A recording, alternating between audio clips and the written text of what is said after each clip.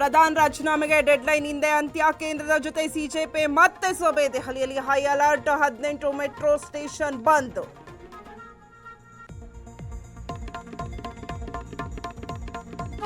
ಸರ್ಕಾರದೊಂದಿಗೆ ಡೀಲ್ ಮಾಡಿಕೊಂಡಿಲ್ಲ. ನನ್ನ ಪ್ರಾಮಾಣಿಕತೆಗೆ ಪ್ರಮಾಣ ಪತ್ರ ಬೇಕೆ. ಟೀಕೆಕಾರರಿಗೆ ಸೋನಂ ವಾಕ್ಚುಕ್ ತಿರುಗೇಟು.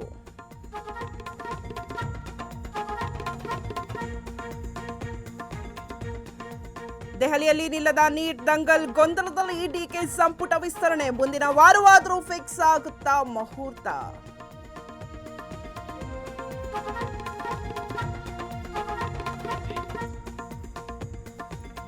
ಬೆಂಗಳೂರು ಡೈರೆಕ್ಟರ್ ಕೃಪಾ ಕಟಾಕ್ಷ. ಬೀದರ್ ಮೀನುಗಾರಿಕೆ ಇಲಾಖೆಯಲ್ಲಿ ಪ್ರಭಾರಿ ದರ್ಬಾರು. ಬೀದರ್ ಮೀನುಗಾರರ ಹಿತ ಕಾಯುವವರು ಯಾರು?